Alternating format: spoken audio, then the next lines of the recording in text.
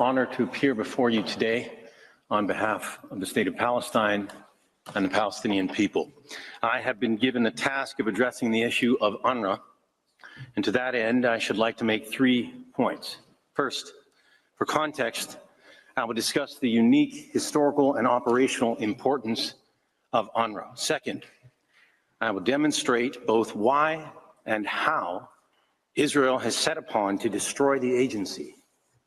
And third, I will discuss Israel's legal obligations towards Unrwa, which this court has urgently requested to affirm by the vast majority of states and international organizations in these proceedings. First, the context. Unrwa's mandate is an essential element of what the court has twice recognized as the permanent responsibility of the United Nations for the question of Palestine.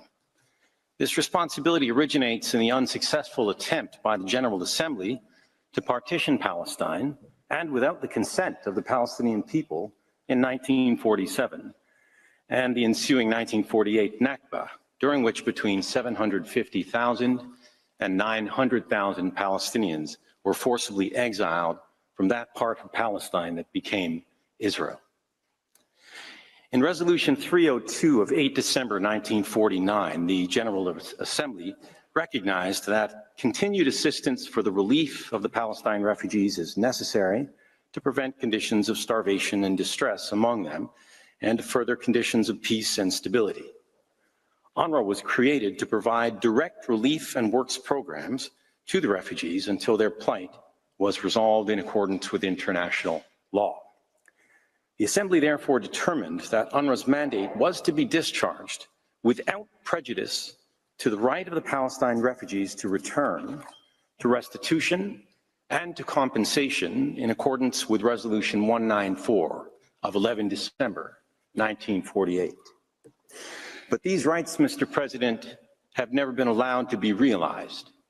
Indeed, with the Israeli occupation of the rest of Palestine in 1967, another 250,000 to 300,000 Palestinians were forcibly exiled and became dependent on Unrwa. And the conditions of starvation and distress have not only continued over the years to varying degrees, but as the court knows only too well, since October 2023, they have gathered a pace never before seen.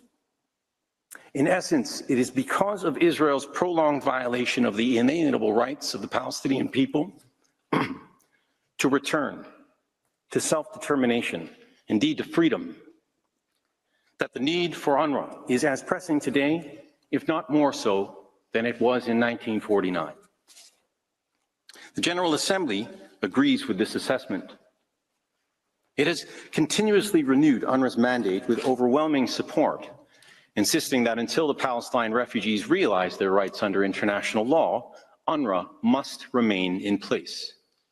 Operationally, Unrwa provides education, health, relief and social services, and during emergencies, humanitarian aid. And generations of Palestinians have been sustained by these quasi-governmental services in Jordan, Lebanon, Syria, and the occupied Palestinian territory. Uniquely, Unrwa's services are directly delivered by thousands of personnel, the vast majority of whom are themselves registered Palestine refugees with the agency. In the occupied Palestinian territory, the number of these staff literally dwarf that of other UN personnel by orders of magnitude, possessing decades of experience, expertise, and all-important community trust. And for these reasons, the necessity of Unrwa is indisputable. The sheer scope of continued Israeli violations of Israeli rights, or rather of Palestinian rights, forgive me, including the right to the unhindered provision of urgently needed humanitarian supplies essential for their survival, as well as the right for basic services, humanitarian and developmental assistance in support of their right to self-determination, renders Unrwa absolutely vital.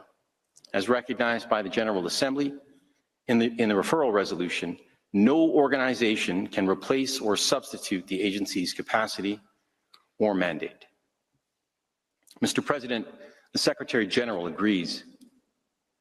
He states that UNRWA is indispensable in delivering essential services to Palestinians, and that UNRWA is the backbone of the United Nations humanitarian relief operations in Gaza. This conclusion is shared by other UN and humanitarian agencies operating in Palestine, who rely on UNRWA's unmatched operational infrastructure, partnership, and support. It is also shared by nearly all participants in these proceedings, including China, which has referred to UNRWA as indispensable and irreplaceable, both Mexico and Luxembourg, which have each called UNRWA unique and irreplaceable, and Algeria, which has labeled UNRWA the cornerstone of the humanitarian assistance in occupied Palestinian territory. In his written statement, the Secretary General provided incontrovertible empirical evidence in support of this position. I quote, "Since October 2023, UNRWA has supported nearly 2.3 million affected individuals in Gaza with food, healthcare, and shelter. It has distributed food aid to around 1.9 million people and provided more than 60% of primary healthcare services in Gaza. Furthermore, UNRWA has sheltered hundreds of thousands of internally displaced persons in more than 100 schools and continues to deliver psychosocial support and primary health consultations. Between 7 October 2023 and 19 January 2025, UNRWA facilitated over 7.3 million medical consultations across Gaza. In the occupied Palestinian territory as a whole, the Secretary General reports further that UNRWA operates almost 400 schools, providing education to more than 350,000 students, and over 65 primary health clinics and 1 hospital, facilitating over 5 million health consultations annually. It does this, all of this, with 17,000 personnel. In sum, the evidentiary record shows that UNRWA is not just any humanitarian aid organization. It is organically linked to the unique role played by the United Nations in the question of Palestine since 1947, in particular the plight of the Palestine refugees. It is critical to the economic, social, and cultural development of the Palestinian people, and hence their ability to exercise their right of self-determination. And since October 2023, it has been essential to their very survival as a group, especially in Gaza. Mr. President, members of the court, I now turn to the question of why Israel wants to prevent UNRWA from exercising its mandate. Based on the evidentiary record, Israel's reasons appear to be twofold, one short-term, the other long-term, both indeed inconsistent with its obligations under international law. At the very least, in the short term, Israel is pursuing the erasure of the Palestinian people in Gaza and ultimately the rest of the occupied Palestinian territory, including through forcible transfer. In Gaza, where almost 80% of the population are already registered refugees connected to the events of 1948, almost the whole of the population, some 1.9 million people, has been forcibly transferred multiple times through Israel's indiscriminate bombardment and starvation campaign. Nor has Israel made a secret of its actions in this regard. Quite the contrary, following multiple calls by government ministers over the course of 2024 to depopulate Gaza and resettle it with Israelis, on 28 January 2025, Israeli military chief of staff Herzi Halevi announced a decision to prevent displaced Palestinians from returning. In his words, and I quote, "Gazans will be able to exit the Rafah crossing for Egypt, but only in a one-way direction, and they will not be able to return to Gaza." On 5 February 2025, the Israeli Minister of Defense, Israel Katz, ordered the preparation arrangements for what he euphemistically called the voluntary departure of Palestinians. On 19 March 2025, Minister Katz's previously noted final warning to the citizens of Gaza included the following exhortation, and I quote, "Return the hostages and expel Hamas, and other options will be presented to you, including relocation to other places in the world for those who wish. The alternative is utter destruction and devastation," end quote. In the West Bank, in the past 4 months alone, over 40,000 Palestine refugees have been yet again forcibly transferred through the destruction of 4 refugee camps by Israel, aided by armed gangs of Israeli settlers who operate alongside Israeli occupation forces. Palestinian West Bankers are literally being forcibly displaced every day. Mr. President, the writing is on the wall. With these brazen suggestions that the departure of Palestinians would be voluntary, Israel is not merely insulting the world's intelligence, it's just simply assuming the world has none. After killing or injuring close to 170,000 Palestinians, after turning Gaza into a moonscape of dust and rubble, with over 70,000 tons of bombs, amounting to more than what was dropped on Dresden, Hamburg, and London combined during World War II, after destroying or damaging over 92% of civilian housing, 88% of schools, 84% of health facilities, 95% of water and sanitation systems, and 92% of roads, use of this Orwellian language by Minister Katz must be seen for what it is: an open call to expel as many surviving Palestinians as possible. And as promised by Minister Katz, he's already announced the establishment of an Israeli directorate to oversee the whole thing. Mr. President, my point here is this: elimination of Unrwa is essential to the success of Israel's dreaded plans. Given the scope of Unrwa's capabilities in providing emergency relief, stability, and resilience to the Palestinian population in ways that no other organization can operationally do, it is painfully obvious why Israel insists on eliminating the agency. Quite simply, Unrwa is the last hope that the Palestinian people, particularly in the Gaza Strip, have of surviving Israel's genocide against them. More broadly, Israel's long-term purpose behind destroying Unrwa rests in its complete denial of the existence of the Palestinian people, and in particular the status, rights, and claims of millions of Palestine refugees to return, to restitution, and to compensation. But you needn't take my word for it. The Prime Minister of Israel has openly admitted as much on multiple occasions, including, it must be stressed, years before 7 October 2023. For instance, on 11 June 2017, Prime Minister Netanyahu proclaimed, and I quote, "I regret that Unrwa, to a large degree by its very existence, perpetuates and does not solve the Palestinian refugee problem. Therefore, the time has come to disband Unrwa," end quote. Similarly, on 7 January 2018, Mr. Netanyahu said, quote, "Unrwa is an organization that perpetuates the Palestinian refugee problem. It also perpetuates the narrative of the right of return, as it were, in order to eliminate the state of Israel. Therefore, Unrwa needs to pass from the world," end quote. Of course, as members of the court will no doubt be aware, Palestine refugee rights are not legally contingent on Unrwa's existence. Nevertheless, according to Israel's strained logic, it is Unrwa, not Israel itself, that is to blame for the continued exile and deprivations of the Palestine refugees. To avoid having to answer for this, therefore, Israel simply wants to do away with the agency. Mr. President, members of the court, I now turn to the issue of how Israel has pursued its objective of destroying Unrwa. In this respect, Israel's approach has been threefold. First, Israel has systematically attacked Unrwa personnel and property.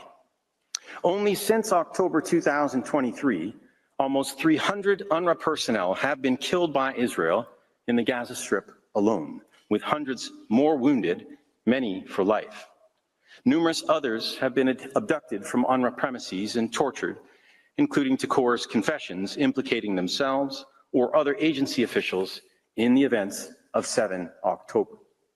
In Gaza, Israel has damaged or destroyed over 310 Unrwa premises since October 2023. These include schools and healthcare facilities, many converted into shelters in which thousands of Palestinian civilians have been killed or injured. In the West Bank, Israel has repeatedly violated its obligations to protect UNRWA premises and property, including UNRWA headquarters in East Jerusalem, which has been subjected to arson attacks by Israeli settlers and is now earmarked for Israeli settlement, having been shuttered by Israel in January. Scores of other UNRWA facilities have been attacked, including forcible entry and takeover.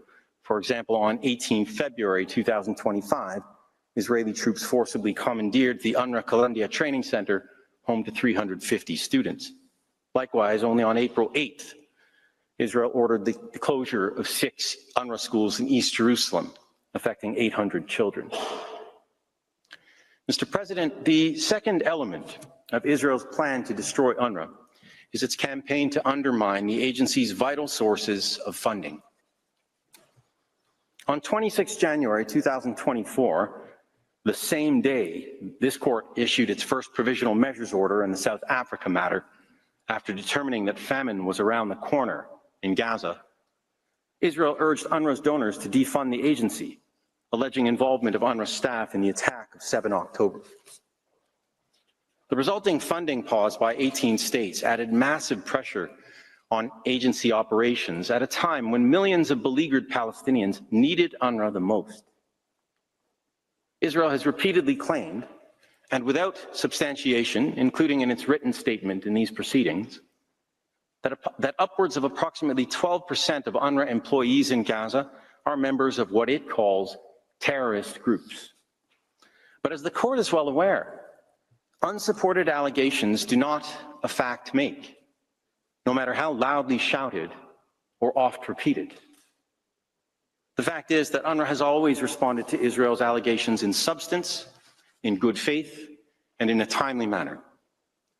As the Secretary General reported on 8 January 2025, UNRWA has responded to every allegation that has been raised by the government of Israel against personnel of UNRWA regarding possible political activity that may be against the interest of the United Nations or connections to acts of terror, based on its policy of zero tolerance for activities of this nature.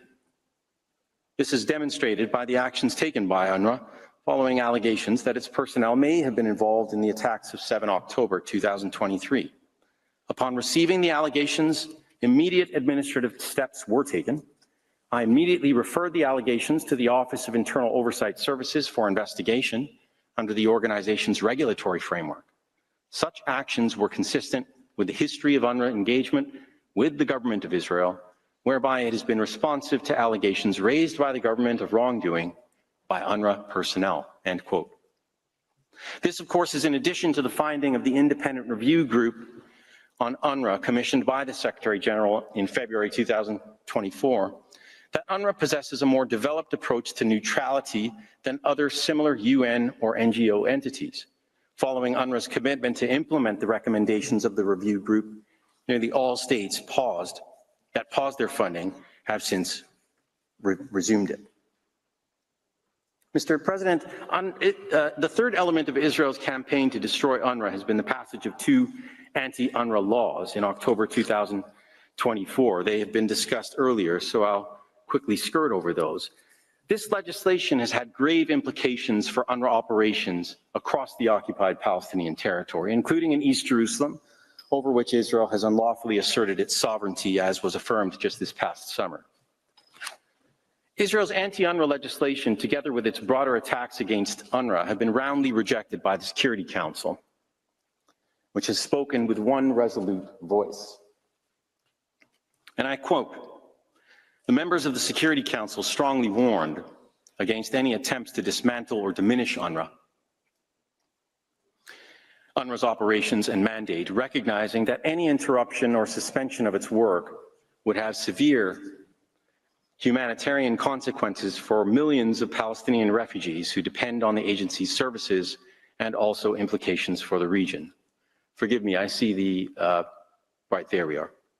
The members of the Security Council expressed their grave concern over legislation adopted by the Israeli Knesset, and in this regard, they urged the Israeli government to abide by its international legal obligations, respect the privileges and immunities of UNRWA, and live up to its responsibility to allow and facilitate full, rapid, and safe and unhindered humanitarian assistance in all of its forms into and throughout the entire Gaza Strip, including the provision of sorely needed basic services to the civilian population. I will now turn to my third and final point, namely, what are Israel's legal obligations in respect of UNRWA? Now, given what you've heard from my colleagues this morning, I can be brief in this respect. First, as part of its obligation to respect the right of the Palestinian people to self-determination, Israel is required to facilitate and expand, not ban, disrupt, or attack UNRWA operations in the occupied Palestinian territory.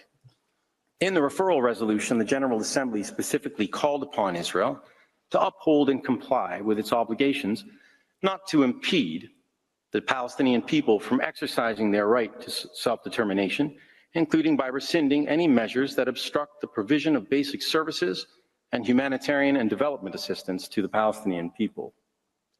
This plainly includes the services delivered by UNRWA, which is present in the occupied Palestinian territory, it is important to recall, not only at the direction of the General Assembly, but also at the invitation of the State of Palestine and the Palestinian people. Second, all of the international humanitarian law obligations of Israel covered by Mr. Reichler apply with equal force in respect of UNRWA operations in the occupied Palestinian territory. In particular, Article 59 of the Fourth Geneva Convention requires that the occupying power shall agree and facilitate relief schemes if the whole or part of the population of the occupied territory is inadequately supplied. Now, Israel's flagrant breach of this unconditional rule is aggravated by the fact that it is Israel itself who is responsible for the need for relief schemes in the first place. This rule must also be read in conjunction with the binding provisional measures order of the Court of 28 March last year, requiring Israel to, quote, ensure without delay, in full cooperation with the United Nations, the unhindered provision at scale of urgently needed basic services and humanitarian assistance throughout Gaza. Mr. President, I see we're coming up on the break.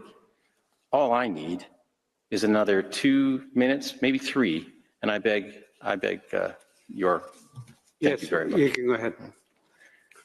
Given UNRWA's unmatched ability to provide relief schemes and to do so at scale to the Palestinian population, there can be no doubt that Israel is obligated to facilitate and expand the agency's vital work rather than attack and sabotage it. Third, the obligation of Israel as a member of the United Nations covered by Ms. Nagrali all apply to its relations with UNRWA. Israel's abrogation of its bilateral agreement with UNRWA does not release it from these broader commitments. Israel remains under an obligation to cooperate in good faith with UNRWA, which requires it to give the agency every assistance in any action taken in accordance with the Charter and as has been affirmed by the Secretary General. Israel must also ensure and respect the agency's privileges and immunities, which it enjoys as a subsidiary organ of the United Nations, including in respect of its premises, property, assets, and officials. And of course, Israel is also required to ensure the safety of UNRWA personnel. Mr. President, members of the court, as I close my presentation, I should like to recall the sobering plea made by the Commissioner General of UNRWA in a letter to the President of the General Assembly dated 28 October 2024. He stated, and I quote, "Today I must inform you that the agency is under such physical, political, and operational attack unprecedented in United Nations history, that implementation of its mandate may become impossible without the decisive intervention by the General Assembly. The consequences for Palestinians, for Israel, and for the region will be grave," end quote. Mr. President, the General Assembly has answered the Commissioner General's appeal by placing the question of UNRWA's very future, and with it the rights, status, and existence of the Palestinian people, including millions of Palestine refugees, before you. No less than that is what is at stake in these proceedings. Mr. President, members of the court, this concludes my presentation, and I should like to thank you for your time and careful attention. This also concludes our presentation for this morning. Professor Pillay will continue when we reconvene this afternoon. Thank you.